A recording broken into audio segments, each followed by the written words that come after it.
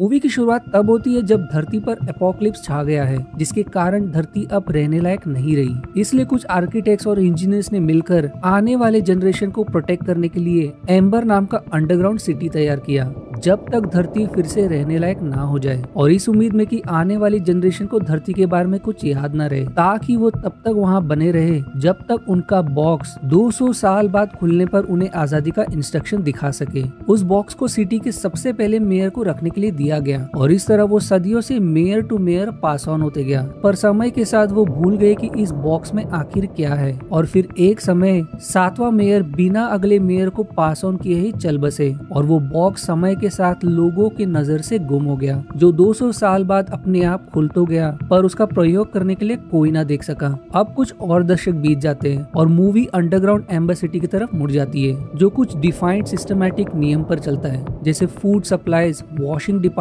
और अन्य तरह के काम सेंट्रलाइज होते हैं, और सभी सिटी को चलाने में अपना रोल कहीं ना कहीं निभाते हैं। यहाँ तक कि ग्रेजुएशन करने पर भी मेयर लॉटरी की मदद से तय करती है कि सिटी चलाने के लिए उनकी कहाँ मदद लगेगी। आधुनिक टेक्नोलॉजी ना के बराबर होने के कारण ज्यादा करके काम मैनुअली होता है। पूरी सिटी जनरेटर पर रिलाई करती है रोशनी के लिए, पर क्योंकि सिटी को 200 साल के कैपेसिटी पर बनाया था, और क्योंकि अब 200 साल से ज्यादा गुजर गए होता है, जनरेटर धीरे धीरे कमजोर पड़ता दिखाई देता है और पावर हर कुछ घंटे गायब होती रहती है। मूवी में डून बहुत ही स्वावलंबी और पैशनेट टीनेज होता है अपने डैड की तरह, जिसका सपना सिटी के इलेक्ट्रिशियंस हेल्पर बनने का होता है, ताकि वो जनरेटर को फिक्स करने में अपना योगदान दे सके। उसके डैड भी एक काबिल इन्वेंटर होते हैं, जो सिटी के लिए कभी रिपेयरमैन हो चुके थे। वहीं लीना को हमेशा से मैसेंजर बनना था, पर जैसा कि उनका भविष्य एक लॉटरी पर निर्भर करता है, लीना को पाइप हेल्पर और डून को मैसेंजर का काम मिलता है, जो दोनों को भी पसंद नहीं आता। एक मैसेंजर बनने से बेहतर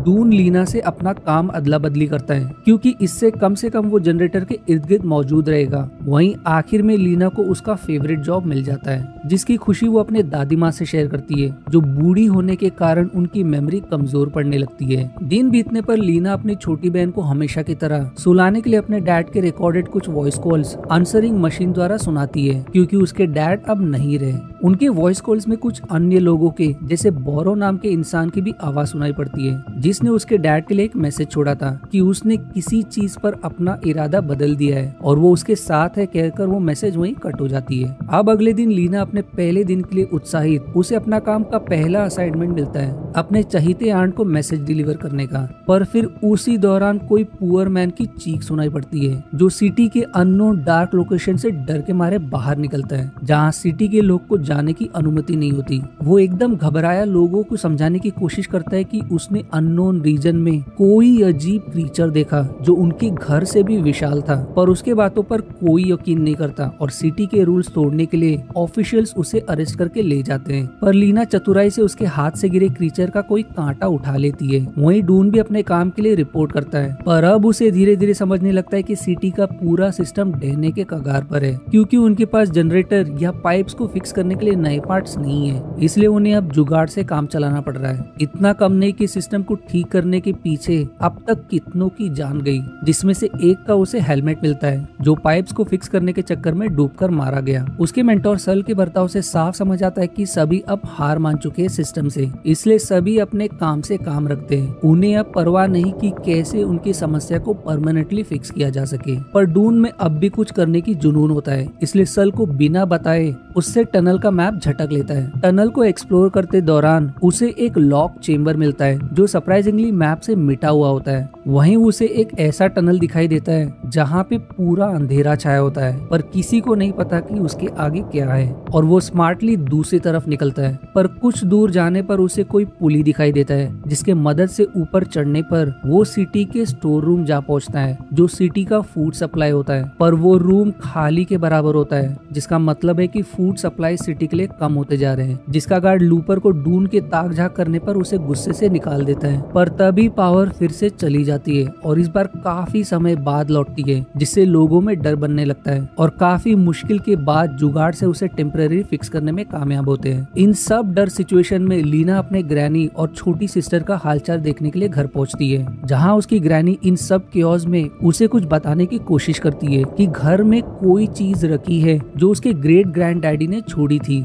जो सिटी के 7th मेयर रह चुके थे। और लकीली लीना को वो बॉक्स मिलता है, पर उस बॉक्स से उसे कुछ समझ नहीं आता। वहीं ग्रैनी को भी बॉक्स के बारे में और कुछ याद नहीं रहता। घर का काम खत्म करने पर उसे उसी स्टोर रूम गार्ड लूपर से मेयर के लिए पहली संदेश में भेजने का असाइनमेंट मिलता है। संदेश लेकर लीना मेयर के ऑफिस पहुंचती है, जहां उसकी नजर उन तस्वीर पर पड़ती है जो अब तक सिटी के मेयर रह चुके थे, जिनमें से एक उसके ग्रेट ग्रैंड डैडी की भी तस्वीर होती है, जिनके हाथ में वही बॉक्स होता है जो उसे कुछ देर पहले मिला। यानी कि मूवी में अब एक छोटी पहेली सॉल्व होती है कि वो लीजा के ही ग्रेट ग्रैंड डैडी थे, जिनके तुरंत बाद वो बॉक्स गायब हो गया। वहीं संदेश देते दौरान लीना को मेयर के ड्रॉवर में काफी सारे टिन कैंस दिखाई देते हैं, जो वो तुरंत छिपाने की कोशिश करते हैं, पर आखिर वो क्या था हमें आगे समझेगा। लीना जब लूपर को कंफर्म करने के लिए लौटती है कि उसने संदेश पहुंचा दिया, उसे लूपर किसी से सीक्रेटली बातें करते सुनाई देता है कि उसे बस उसकी पड़ी है, क्योंकि सिटी में सून ब्लैकआउट छाने वाला है। इतना कम नहीं था कि सिटी पर अब और भी दुविधा छाने लगता है, क्योंकि फूड सप्लाईज और मेड्स की शॉर्टेजेस होने लगती है। लीना डून से मिलने पर उससे उसी क्रीचर का कांटा शेयर करती है, जिसको देखने के बाद डून को समझ आ जाता है कि ये बीटल का पार्ट है।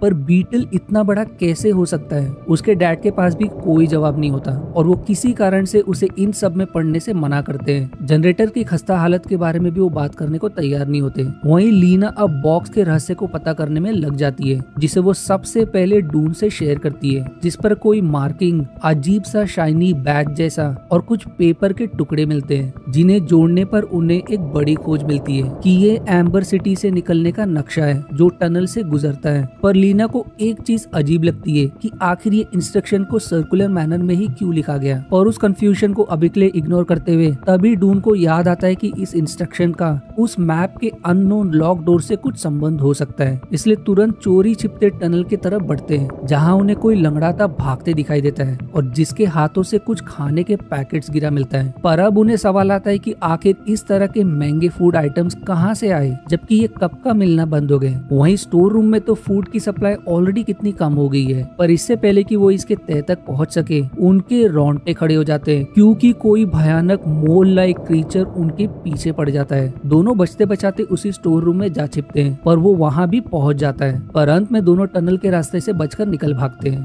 पर फिर तभी लीना को डून के हेलमेट पर उसके डैड का नाम मिलता है, जिसका कारण डून बताता है कि इसे पिछली बार पहनने वाला डूबकर मारा गया। पर उस नाम से लीना को याद आता है कि ये उसके डैड का ही है, और उसे अब तक सिर्फ ये पता था कि उसकी मॉम उसकी छोटी बहन को जन्म देते ही गुजर गई, पर अपने डैड के मरने के कारण के बारे में उसे पता नहीं था। पर उसे बड़ा सवाल आता है कि इस पूरे सिटी में इतना पानी भी नहीं है कि वो डूबकर मर सके। फिर तभी उसकी आंट लीना से उसके डैड के एक जुनून का सीक्रेट शेयर करती है, जो उसने जानबूझकर उससे छिपा कर रखी, ताकि वो भी इस जुनून के पीछे अपनी जान न गवा दे। दरअसल उसके डैड को भी महसूस होने लगा था कि एम्बर सिटी कोलैप्स होने वाला है, इसलिए अपने कुछ साथी की मदद से वो सिटी के उस अननोन लोकेशन से डिग करने लगे। पर एग्जिट के खोज से पहले ही वो किसी अनजान नदी में डूबकर मारे गए। अब घर लौटते दौरान अपने फ्रेंड लिजी के पास फूड के पैकेट्स देखने के बाद, जो कितने ही समय से अवेलेबल होना बंद हो गई थी, उसे देखकर वो एकदम चौंक जाती है और लिजी को मजबूरी में रिवील करना पड़ता है कि उसे लूपर ने ये सब दिया। और तभी लूपर को लंगड़ाते हुए देख उसे समझ आ जाता है कि उस समय टनल में वही मौजूद था, और तुरंत उसका दिमाग चमकता है और डून के साथ उसी लॉक चेम्बर की तरफ बढ़ते हैं। और उसका शक सही साबित होता है कि मेयर ने अपने लिए सारे फूड्स बचा कर रखे और सिटी के लोगों को लिमिटेड सप्लाईज पर मरने को छोड़ दिया। इसीलिए उसे पिछली बार उसके कैबिनेट में इतने सारे फूड कैंस दिखाई दिए थे, पर वो होशियारी से उन्हें बिना उठाए वहाँ से निकल जाती है और दोनों लीना के घर आगे का प्लान तय करने लगते हैं। पर फिर तभी जब लीना अपनी छोटी बहन को फिर से वही वॉइस रिकॉर्डेड मैसेज सुना रही होती है, डून नोटिस करता है कि उसमें से एक बोरो की आवाज दरअसल उसके डैड की है, जिनका पूरा नाम लॉरिस बैरो हैरो है। यानी कि उसके डैड भी लीना के डैड के साथ उस खोज में शामिल थे,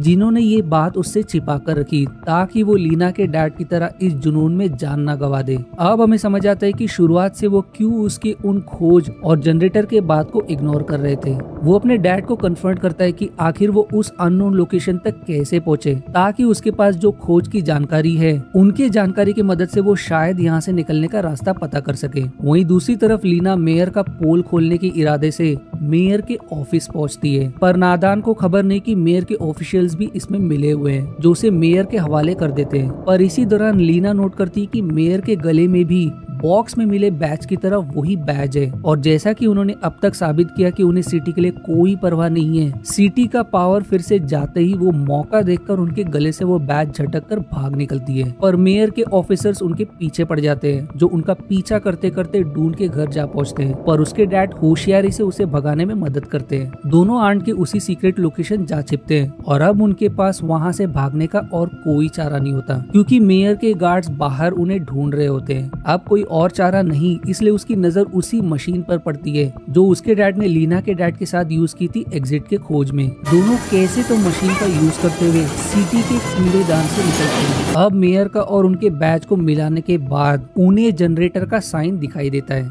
यानी कि एग्जिट का क्लू जनरेटर के चेम्बर में छिपा हो सकता है। इसलिए तुरंत अपने सिस्टर पॉपी को लेकर जनरेटर का चेम्बर एक्सेस करने की कोशिश करते हैं, जिसे वो अनलॉक नहीं कर पाते। पर फिर तभी लीना को अपने उस कंफ्यूजन का जवाब मिलता है कि इंस्ट्रक्शन को आखिर सर्कल में ही क्यों लिखा गया, क्योंकि वो जमीन पर बने मार्किंग से मैच कर जाता है, और इंस्ट्रक्शन के अनुसार लॉकर के पीछे क्लू की खोज करने लगते हैं। और तभी उन्हें उन एक लॉकर के पीछे कोई सीक्रेट चेम्बर मिलता है, जहाँ कई और लॉकर्स दिखाई देते हैं, और उन लॉकर के पीछे बोट लिखा होता है। और जैसे ही अगले इंस्ट्रक्शन के अनुसार किसी लीवर को घुमाते हैं, कोई मैकेनिज्म ट्रिगर हो जाता है, और लॉकर्स एक एक करके जनरेटर चेम्बर में जाने लगते हैं। अब चेम्बर में एंटर करने के बाद उन्हें सिटी के पीछे की दुनिया दिखाई पड़ती है, जहाँ एक नदी बह रही होती है, और वो लॉकर बोट में बदलकर नदी से एक व्हील की तरफ जाकर टकरा जाती है। उन्हें अब समझ में आता है कि ये बोट सिटी के लोगों को एस्केप करने के लिए बनाई गई थी, पर पानी का स्तर कम होने के कारण बोट उस व्हील के ऊपर से निकल नहीं पा रही थी। अगला इंस्ट्रक्शन किसी वन रूम के तरफ होता है, पर बाद में उन्हें समझ आता है कि वो दरअसल एल रूम है, जो इमरजेंसी कंट्रोल रूम को रिप्रेजेंट करता है। उसके लॉकिंग सिस्टम को देखने पर उन्हें अब रियलाइज होता है कि उनका बैच दरअसल एक की है, जिसके मदद से जब वो कंट्रोल रूम में एंटर करते हैं, वो रूम पूरे मैकेनिज्म का कंट्रोल रूम निकलता है, जिसका कंट्रोल रूम ठीक ऊपर स्थित होता है। इंस्ट्रक्शन के अनुसार कंट्रोल रूम को एक्टिवेट करते ही वो थमा हुआ व्हील चलने लगता है, जिससे अब पानी का स्तर धीरे धीरे बढ़ने लगता है, पर वो बीच में ही अचानक से अटक जाता है। वहीं मैकेनिज्म के ऑन करने से और सडन प्रेशर के कारण sudden surge of generated electricity से सिटी के लैंप्स फूटने लगते हैं, और हाई प्रेशर में सिटी में पानी रिलीज होने लगता है, जिससे मेयर को लगने लगता है कि यही सिटी का एंड है। इसलिए डर के मारे अपने फूड रूम जा छिपता है, पर जैसे को तैसा वही मोल क्रीचर उसको अपना शिकार बनाता है। वहीं लकीली सल उनके मदद के पुकार को सुन लेता है और तुरंत खुद से व्हील को फिक्स करने लगता है, जिसे वो फिक्स करने में सफल तो हो जाता है, पर सिचुएशन ऐसी बन जाती है कि व्हील को एक्टिवेट रखने के लिए लीवर को होल्ड करके रखना जरूरी होता है। वहीं पानी का स्तर तेजी से बढ़ने लगता है, इसलिए और कोई चारा न होने के कारण सल उसे वहीं छोड़कर एग्जिट की तलाश में निकलने की सलाह देता है। तीनों तुरंत बोट के मदद से निकल पड़ते हैं और एक बड़ी लहर के मदद से व्हील के ऊपर से निकल जाते हैं, पर इसमें सल भी मारा जाता है। तीनों अब सीरीज ऑफ टनल से गुजरते हुए आखिर में एक स्लाइडिंग लैडर से फिसलते हुए गुफा के आखिरी एरिया में जा पहुंचते हैं, जहां उन्हें दूर से हल्की रोशनी नजर आती है। जब वो किसी गेटवे से बाहर निकलते हैं, वो फाइनली खुद को धरती के सतह पर पाते हैं, पर सभी तरफ अंधेरा देखने के बाद, जिन्हें अंडरग्राउंड रहने के कारण सनसेट या सनराइज का अनुभव नहीं होता, उन्हें लगने लगता है कि सतह भी रहने लायक नहीं है। पर जब कुछ देर बाद सनराइज होता है, तब उन्हें धरती का पुनर्जन्म साफ नजर आता है, जो कई वर्ष के समय में अब रहने लायक बन चुकी है। तभी एक बग को फॉलो करते हुए उन्हें एक खाई नजर आती है, जहां से एम्बर सिटी साफ नजर आता है, पर गहराई होने के कारण उनकी आवाज नहीं पहुंच पाती। इसलिए एक पत्थर के मदद से अपना संदेश और इंस्ट्रक्शन के साथ फेंकते हैं, जो सहयोग से डून के डैड को मिलती है, जिसे देखकर उन्हें समझ आ जाता है कि डून ने एग्जिट खोज निकाला, और फिर मूवी वहीं एंड हो जाती है। मूवी के एंडिंग से आपको साफ समझ ही आ गया होगा कि वो संदेश जानबूझकर डून के डैड हाथ लगते दिखाई है, क्योंकि उनके पास वो इंजीनियरिंग टैलेंट होता है जिसकी मदद से वो लोग वहाँ से निकल पाएंगे, ताकि मूवी को एक हैप्पी एंडिंग दिया जा सके।